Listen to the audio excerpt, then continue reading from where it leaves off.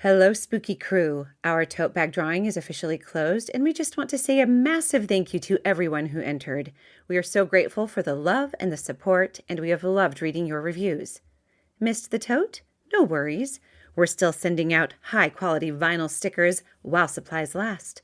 Just email us proof of your rating and review along with your mailing address to thespookydarlings@gmail.com, and we'll get one headed your way. Quick promise, your address is only for mailing the sticker. No emails, no selling info, no funny business, just spooky gratitude. Thanks again for supporting the show.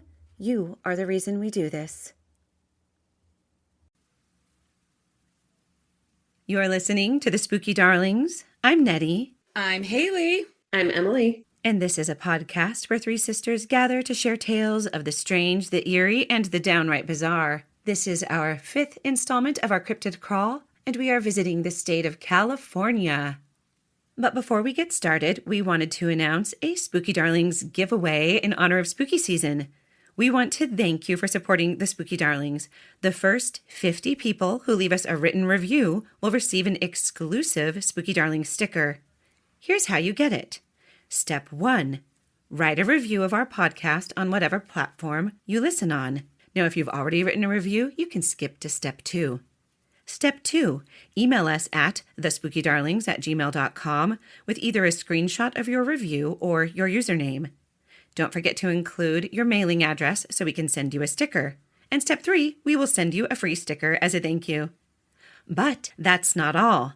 Everyone who leaves us a review will also be entered into a special Halloween drawing at the end of October for a Spooky Darlings tote bag. So, leave us a review, snag a sticker, and maybe you'll even get a tote bag to carry all your spooky treasures in. Now, on to our episode about California cryptids. And who wants to start? I don't mind starting. So I do feel like maybe this cryptid that I chose was kind of like part of the reason that we started on this cryptid journey, right? Because do you remember when I told you about that video that I stumbled across of Oh boy, do I. the Fresno Nightcrawler? So that's the cryptid that I have chosen. And it's kind of a unique cryptid in the sense that it's one of the few that has actual footage, right? So I know Sasquatch has a few videos, but most of the other cryptids don't have actual documented recordings. Yeah. But people will describe their encounters, which I think is pretty common with a lot of cryptids. Like people have sightings or, Cryptids, they're notoriously shy, camera shy. Yeah. Well, you know what? These Fresno Nightcrawlers are also very shy. So they look basically like a very long pair of white pants with eyes and no arms. And they walk in this weird kind of lopey, lilting gait that's kind of, it doesn't seem human at all. You guys are both swaying. We're just walking in a low-feet, inhuman gait. Yeah, it's weird. You look at it and you're like, what is this? And so the first reported sighting was 2007 in Fresno, California, which is where this cryptid gets its name, the Fresno Nightcrawler. There was some home security footage that was captured in a backyard in Fresno.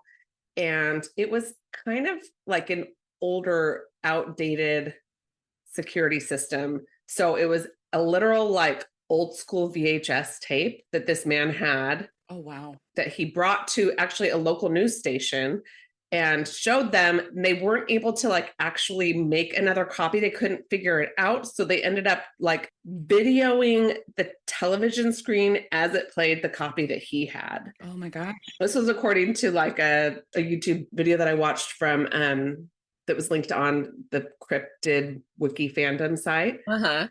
But so it was, it's not the best quality, but it does show this single pants-like creature just doing this kind of crazy walk across this man's backyard.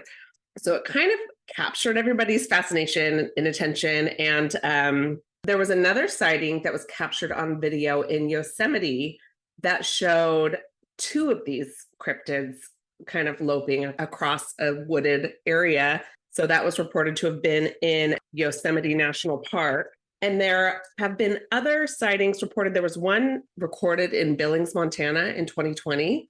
And it's kind of like the footage is really grainy and it's hard to see. But if you watch it, like if you Google Billings, Montana, Fresno Nightcrawler sighting, like on the bottom right of the screen, you can kind of see this little, it looks like a shorter one. So they're kind of reported to be between 3 feet and 7 feet tall. I saw another that showed like even tinier ones though. Oh, wow. Anyway, this was a smaller one in Billings, Montana, and it kind of like comes out a little bit and you can see like glowing eyes and then it kind of scurries back into the bushes. It's like almost like this is the only one where it seems to be aware of the camera and then shy.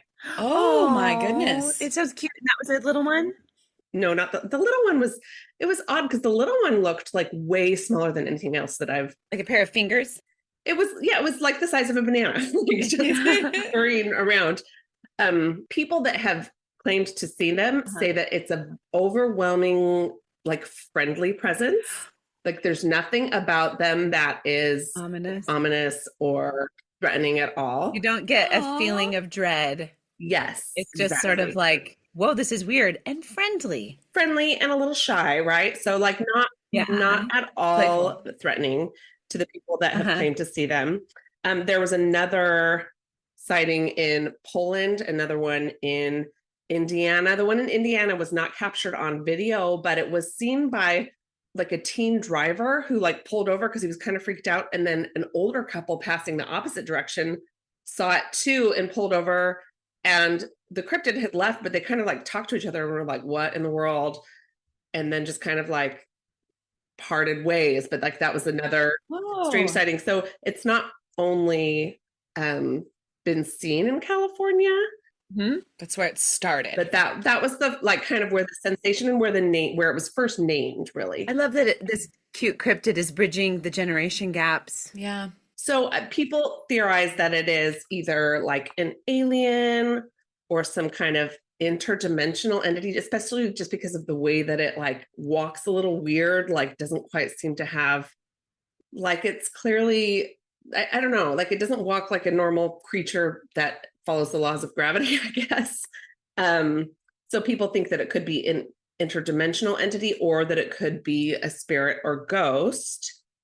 The other explanation is that it could be a hoax, and there have been some YouTubers that have tried to recreate, and some of them kind of successfully. It's tough now because we have AI, and so people can literally just be like, tell their AI generator to make like white pants looking like the Fresno, you know what I mean? Like you can just kind of like create whatever. Yeah. But people have gone through these things where they've, done what they think they would do to try to create this creature and recorded it. And some of the results are pretty similar to what you see in the videos.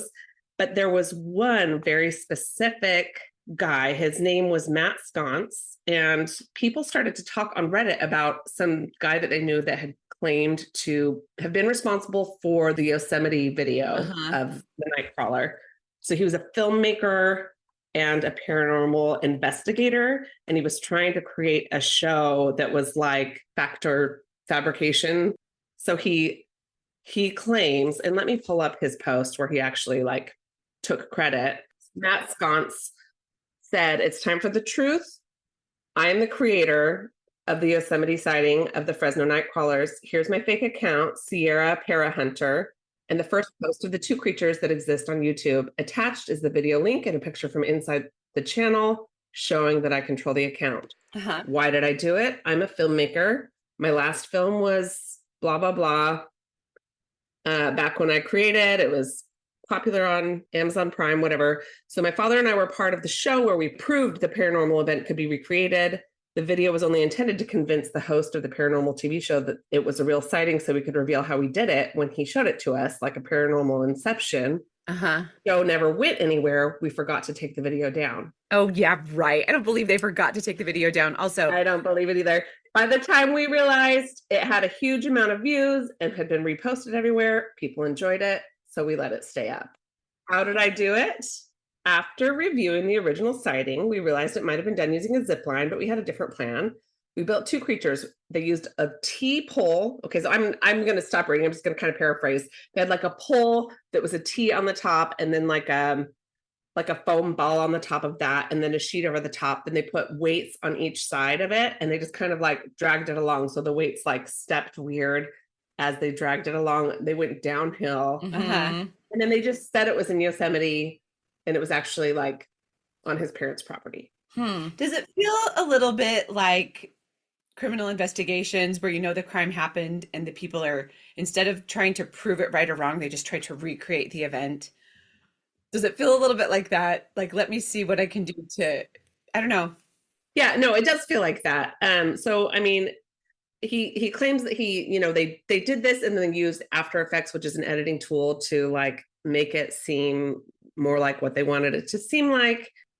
He says he never made money from it because they didn't have a monetized channel, but he decided to come clean in this post. So, I mean, take that for what you will. This is one guy who's saying, and as I said earlier, I did see another guy who was like kind of trying to recreate it, and his Nightcrawler was similar-ish to what you see. His was a zipline one, not on a pole. I mean, so I guess the bottom line is there are many explanations, but there are also people that have seen them with their own eyes and described their accounts and, have not. Yeah. The one in Indiana is the one that like kind of gets me the most. That's kind of crazy. And also, how do you have a 7-foot tall one and a banana-sized one? Wondered if the banana-sized one was AI. I did. I mean, it's so hard to know when you're like just looking at. How recent was the banana-sized one? Banana-sized one. And how big of a banana are we talking about? Banana costume or medium to large banana? I think it's a large banana. So yeah, I mean, I honestly, I should have like screenshotted the times. It was a TikTok video that I saw, and I didn't record who the poster was or what the date was of it. I could probably find it though if I look at my views. But I think it's just a fun cryptid. I mean, there are like people that make plushies of these things.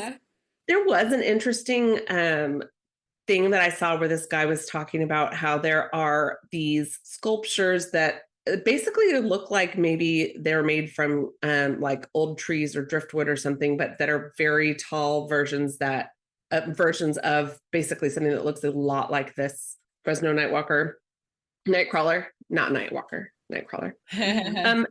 But in general, I think it's a fun cryptid, and I hope that it's real. My guess, if it is real, is that it's aliens, friendly aliens. Yay!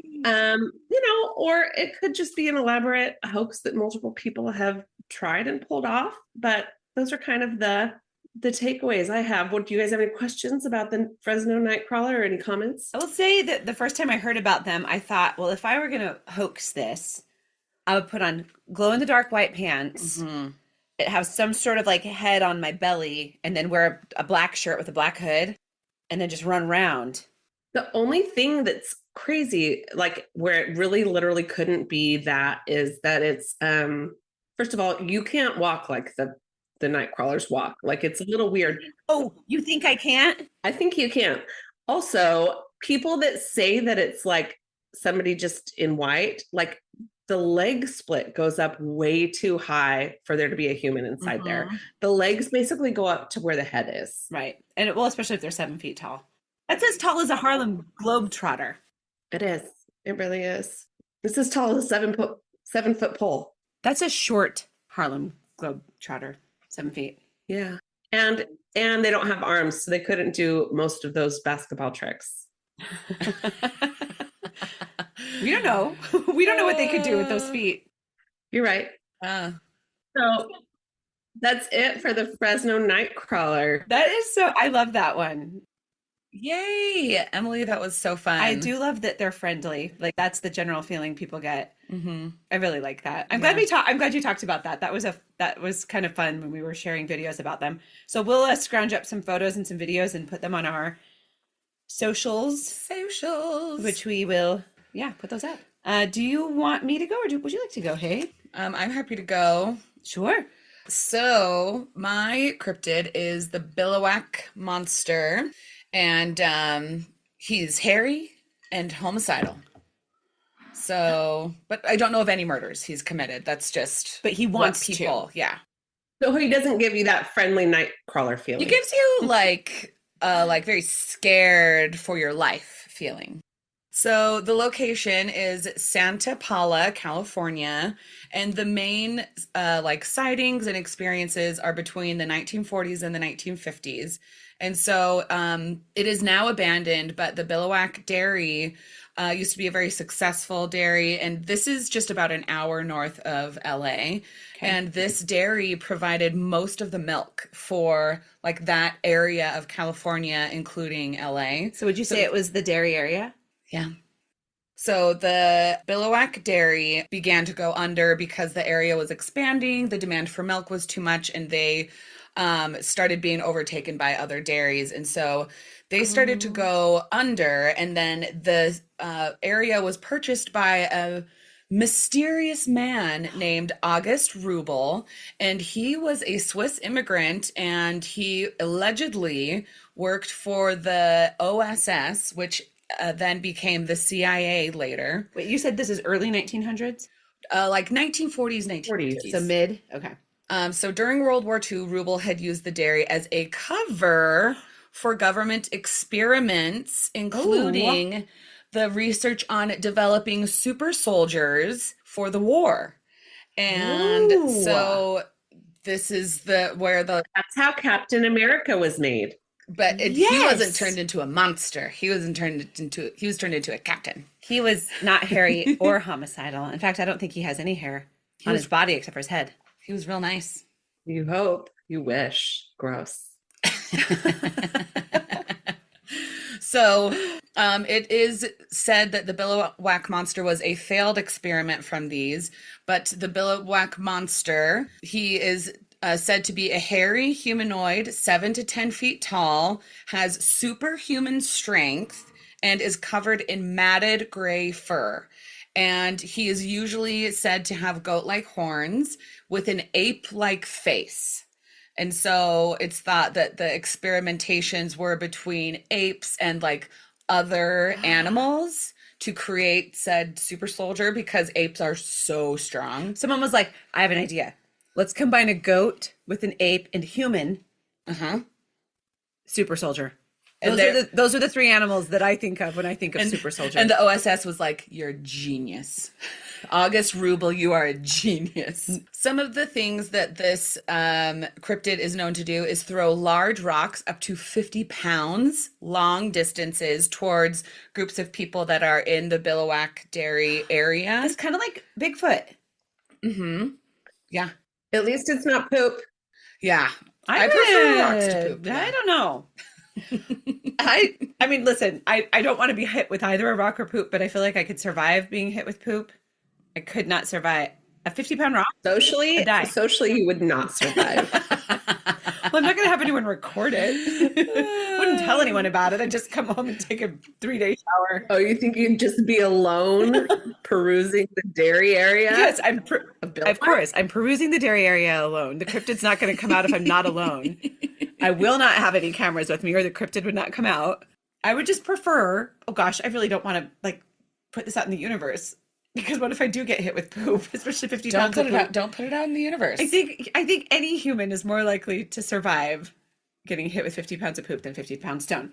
End of story. If it's 50 pounds, either way, it's going to be devastating. I guess you're right. 50 pounds of poop, that's so much poop. So you're covered. You have pink eye for the rest of your life. Oh, you're right. And physics would tell us 50 pounds is 50 pounds. Oh, you're right. It would be so hard to wash that off. You didn't even think about that, did you? I didn't do well in physics. In that part of it. All right, I'm going to continue. So in addition to the 50-pound rocks being thrown, deep animalistic growls and stalking the area and stalking anyone who goes into the area. And oftentimes it's groups of teens. Like there was a group of teens who they were, like how we used to sneak into Hot Lake Hotel when it was abandoned. they're sneaking into the dairy, and this group of teens just says that there was this like it was at night, so they couldn't really see what it was, but it was just growling and like throwing things at them, not rocks, apparently, not 50 pounds worth anyway, because they all survived. And just the teens all stayed together. And as long as they were together, like the thing like wasn't approaching them, but one of their friends started to go off like to run. And they said that that they heard this thing start to follow the lone friend. Oh no. And the friend doubles back to the group, and then the cryptid started circling the group of teens again. So it almost did like that predator thing where it tried to separate and then isolate the weakest one. Yeah. The weakest one made it back. Nobody got harmed. But so then they went home and like told their parents this story, and like it started to get a little bit more lore and all of that.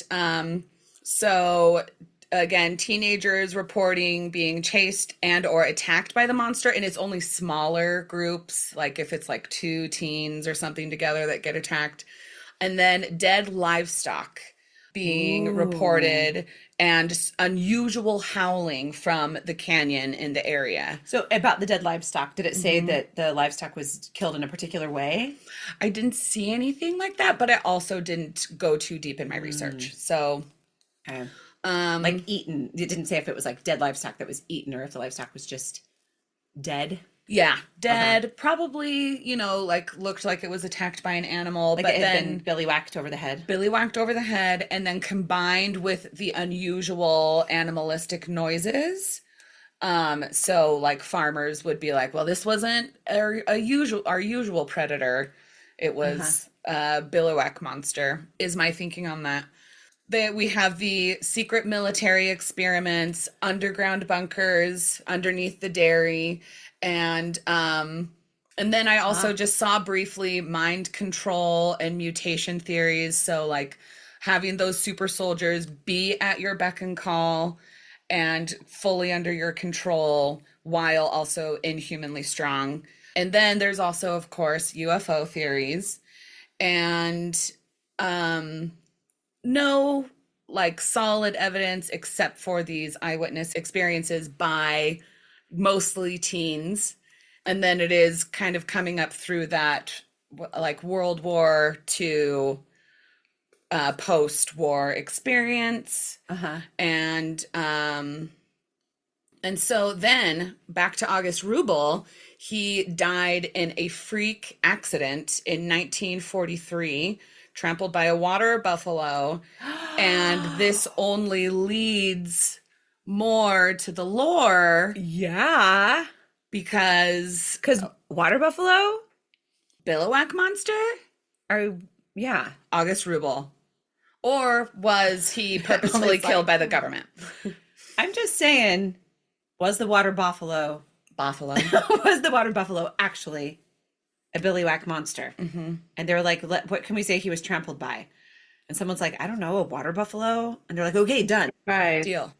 I had water buffalo ice cream in Laos. It sounded weird, but was delicious. Ooh. I can't picture them trampling that poor fellow. It must have been the Billiwhack Monster. Or he was offed by the American government. Tell me more about this ice cream. Was it the flavor of water buffalo? No, it was from the milk of the water buffalo. It was the flavor of like vanilla. Gross. What were you thinking? I thought, well, remember that time we went to that ice cream store? Maybe it was you and I in Portland, and we had bone marrow ice cream. Gross. I do remember seeing that, but did we taste it? Yeah, we tasted it. That's what I thought. I just thought like water buffalo, like meat flavored, like ice cream. Like meat chunks. Gross. No, it was from the milk of a water buffalo. Haley, I don't want to insert anything if you're about to reveal it. May I ask if you... I'm just kidding. What are we asking? About the 9-year-old boy that was attacked by a creature near that dairy. Oh, I forgot to put that in there. He came back to town and was like, hey, this crazy monster attacked me. And they're like, sure, whatever. And then he was like, well, look at my arms and my back. And he had like really like monstrous claws down his arm and back. Yes. He was a 9-year-old boy and he'd been clawed. Yeah. By something. He didn't say it was the Billiwhack Monster. He said it was a creature. So was that 9-year-old boy's named Billy, and did he get Billiwhacked? Perfect. And so like most recently in 2003, there was a group of teenagers who they were exploring the Billiwhack Dairy, and they found abandoned buses, like vintage abandoned buses on the property. And they're like, this is perfect. Let's party. And so they're hanging out, and then night falls and they can't see outside of the bus, but there is something that is like very forcefully starts banging on the bus, and they hear like this growling. And so this group of teenagers just kind of feels trapped on the bus, and eventually they make it out of there and as a group, but like kind of that same experience as teenagers before of like this monster just kind of like following them, is circling, stalking and circling. And they get back. Freaky. They get back to their cars. They get out of there, but they just, they were like, well, we're never going back there again. And it happened after nightfall. So I mean, is there a strange man who just lives out there and scares off teenagers? Is it a government experiment gone wrong? Or is it something else? Who knows? Who knows? That's really creepy. And tell me what the area of where the dairy area was. Santa Paula, California. And is that close to? It's about an hour north of LA. Oh, well, also a little more than are you ready for me to transition? Go for it. A little more than an hour north of LA, or maybe less, I'm not actually sure.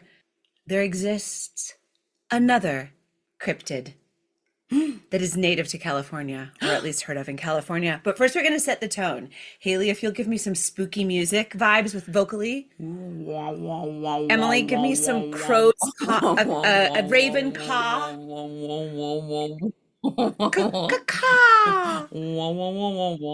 Okay, now fade it out. Some crunching of gravel footsteps like someone's hiking on a trail. All right. Thank you. And now we're going to let that fade. Now that the mood has been set, I want you guys to picture yourself walking in the mountains, the Santa Lucia Mountains in particular. And it is just around sunset. The light is shifting. The air is cooling. You look up, and on the ridge above you, you see a silhouette of a figure, cloaked, perhaps wearing a wide-brimmed hat, perhaps holding a staff, because there's different reports of what they look like, and perhaps, did I already say holding a staff? Yes. And hat? Oh, yep. A long cloak. The figure holds perfectly still, but sometimes This is Gandalf. You're describing Gandalf. You guys, you know that happens in a different place, not in California. Gandalf. He's in Mordor. I mean, he's a wizard. He could happen anywhere he wants to make himself happen. I was thinking Harry Potter. I was thinking Dumbledore. Or what are the spooky things in Harry Potter? The Dementors. Okay, so kind of picture like the Dementors did not have wide-brimmed hats. Or staffs. But they did have flowing cloaks. And spooky blacked out faces. Yeah. So we are there. We are on the rugged coast of California in the Santa Lucia Mountains, where for centuries we have had reports of creatures, all with the same description. The first reports have been handed down in the oral tradition from the Chumash people. And I don't know if I'm pronouncing that right, but the Chumash people are a tribe that was settling near the Santa Lucia area, a native tribe. And they would pass down stories of, they had a specific name for them, like the Old Watchers. I can't quite remember. I'll probably find it. Can't remember what they were called. Oh, I have it written in Dark Watchers? No, the Dark Watchers is what we call them. Oh. Hold on. Just pause 1 second. I have it written down over here in my handwritten notes. So the Chumash people referred to them as the Old Ones. That's what they were called. The description was figures that stood still and tall on ridges, watching, not moving, although there are a few stories where they move when seen, and I'll tell you about that a little bit later. And even though their cloaks would often move, they would hold perfectly still.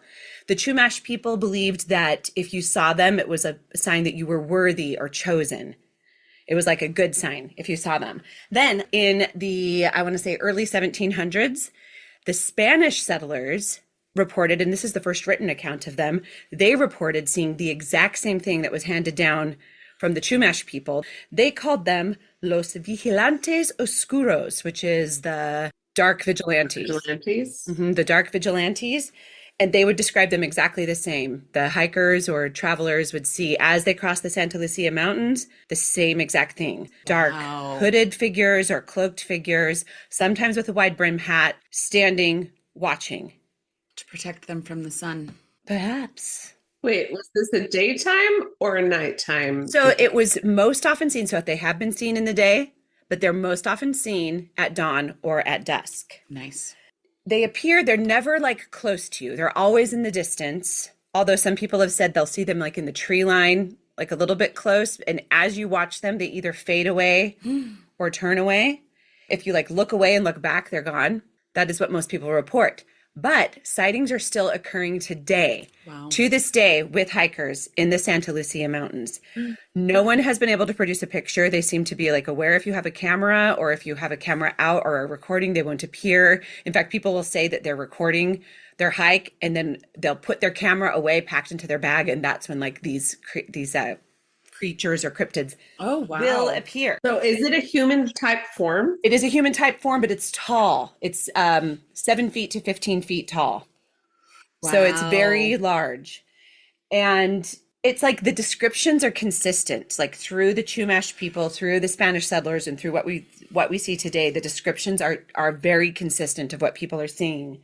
Okay, what was the time frame though of the initial, like you were saying that they were from, like reported by the Chumash people or in their lore?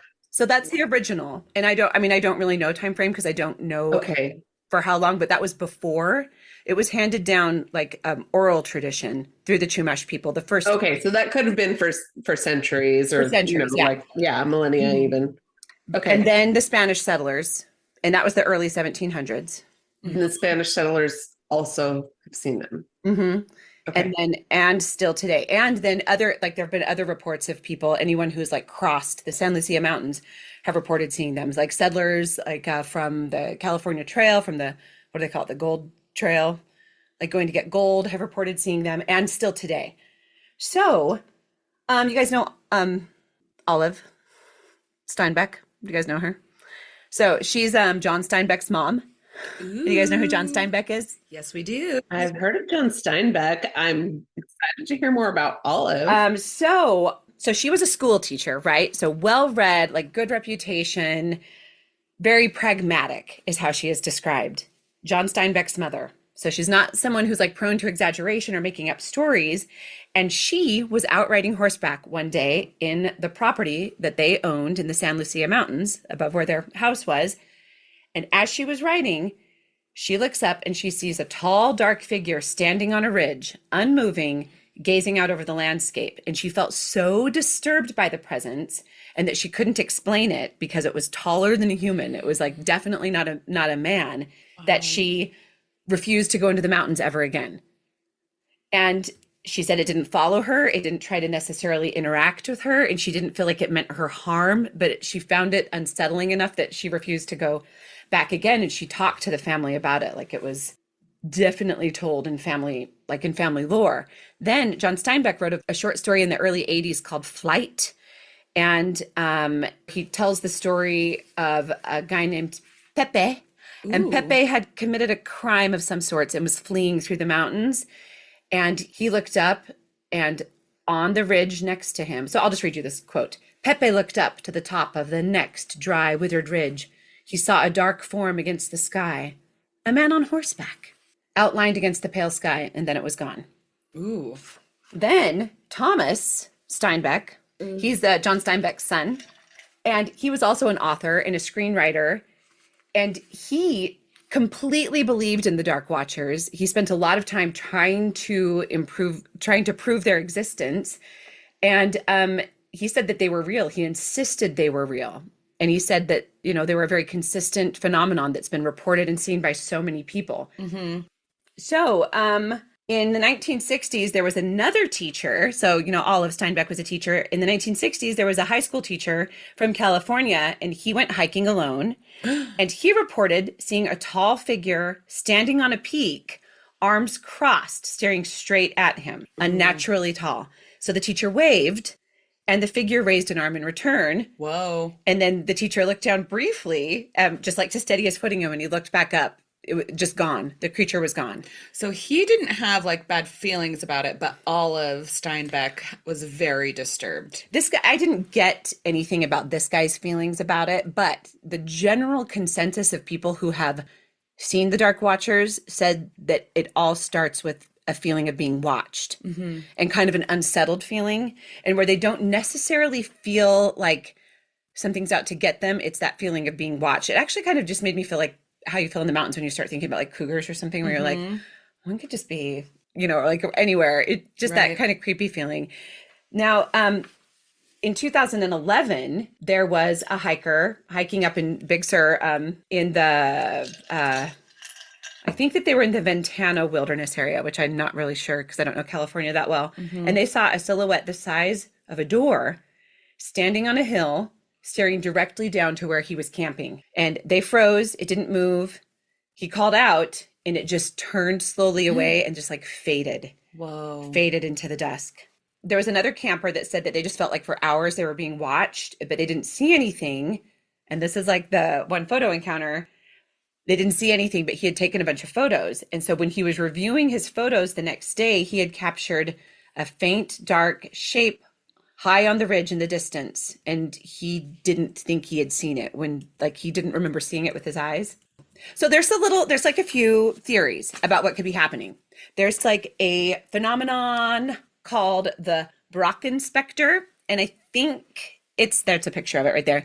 I think that it's named after a mountain ridge in Germany where the conditions are right for this to occur regularly. And basically what happens is there has to be like mist or fog, and the sun has to be shining a certain way. And basically in the distance, it will cast your own shadow in the distance where it looks like something very large is walking, but far away from you. And it's called a Brockenspector. And this is why I don't think it's the Brockenspector. And I got this I watched a video on a YouTube channel called The Y-Files, which is a really fun YouTube channel if you've never watched it, where they just talk about like all kinds of paranormal events or conspiracy theories. The Y, like W-H-Y or the letter Y? W-H-Y, the Y, the Y-Files. So they said that the problem with the Brockenspector theory is that most of the people that report seeing the Dark Watchers do not report it being fog or mist. Mr. Fogg isn't there. Mr. Fogg is not there. Yeah. And in a Brockenspector, you will have what's called a glory around the figure. And it is really creepy. Like I've seen photos of the Brockenspector. It's really creepy, but also kind of beautiful. But you'll see the shadow, but there's what's called a glory, which is almost like a halo that's a little bit like a rainbow. And like this one here that looks like it's peeing. Gross. We may or may not put that one on the. And some people have reported that they have glowing eyes. I also wonder if the Dark Watchers could possibly be related to the Hat Man, because they're. Some people have said it's related to the Hat Man, but the Hat Man usually occurs during sleep paralysis or during twilight sleep. And like in your house. And not the Brockenspector, but the Dark Watchers happen when you're hiking, you're lucid, you're awake. Yeah, I just wonder if there's like a relation there. I don't know. I wonder too, because it is interesting. There was one person that said they were hiking. This was like on Reddit, and it was a comment. They said they were hiking and they saw what they thought was a tree wearing a wide brimmed hat and a cloak in the distance. Anyway, I think it's pretty interesting. There is this phenomenon where people say that there could be a scientific explanation for the feeling of like dread or feeling of being watched that can occur at specifically high elevations. And I'm not going to explain it right or well, but it has something to do with like a downwind coming down the mountain and elevation, which causes something physical to happen in your body, which produces like almost a feeling of anxiety, because it almost always happens at high elevations. If that's happening to the person hiking, and then they then are going to almost like see something, Kind of like hallucinate. maybe. create. Yeah, but I mean, I just feel like the exact same thing is being shown over and over again. Like the reports of the Dark Watcher, Dark Watchers are pretty much the same consistently. For hundreds of years. Little variations like cloak, hat, staff. Some people have actually reported seeing them in the forest, like not necessarily on a ridgeline, but like while you're hiking through a forest, seeing something.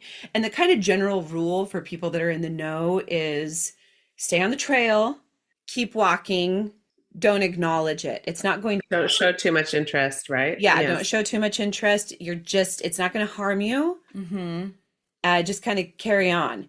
Although some people have said that they have felt a strong urge to turn around when seeing one. And so almost like maybe the Dark Watcher is there to warn them of whatever it is. Who knows? So if you have ever seen something or know anyone who has seen something like a Dark Watcher standing just beyond reach on a mountain ridge, we would love to hear your story.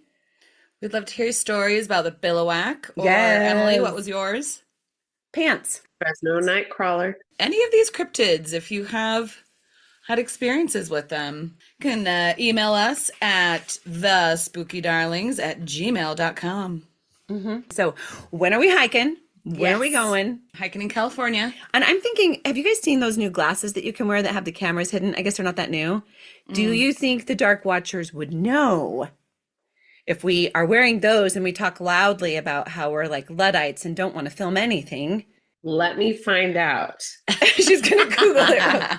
Do Dark Watchers avoid you if you have Ray-Ban smart glasses? Oh, is that what they're called? I mean, those are the only ones I know of. Are there other? I mean, There's definitely other ones. listen, you know what I bet they won't be looking for? That bow tie that's really a camera that Paul Simon was talking about in his song. Wait, what if one of us has a bow tie? One of us has one of those A brooch? squirty sunflower joke things, but we put a camera in it instead. Wait, are you saying remove the squirt element and Yeah. putting in a camera? I am. I know that's controversial genius. because of clown culture, but No, I think it's genius because it's like the mechanism is there. The hole is already in place. exactly. Take out the tube So for the easy. wire. Don't put water in You it. guys, Google's not helping me with the answer of whether the Dark Watchers know if you're wearing camera glasses. Oh man. I mean, maybe they can just sense those kinds of technologies. Anyways, this Who was knows? fun. I really enjoyed researching the Dark Watcher, and I was excited to hear about the Billiwhack. Yeah. So join us next time, listeners, and we'll see you in the spooky night. Thank you for that send-off, Haley. And a real quick reminder about our Spooky Darlings giveaway. In order to thank our listeners for supporting the Spooky Darlings, we are giving stickers to the first 50 people who leave us a written review. Once again, write a review of our podcast. Email us at thespookydarlings@gmail.com with either a screenshot of your review or your username, and we'll send you a free sticker as a thank you. Anyone who leaves a review will be entered into a drawing for a free tote bag. Also, we appreciate those 5-star ratings, so please take a moment right now, write that review, and leave us a 5-star rating. Thank you. 5 stars. Before we disappear into the shadows, don't forget, we're still sending out vinyl stickers.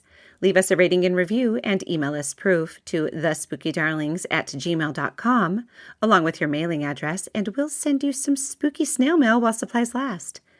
And if your heart is still mourning that tote bag, may we gently tempt your way toward our merch store at thespookydarlings.printful.me. Treat yourself. You deserve it. Thanks for listening. And as always, stay spooky.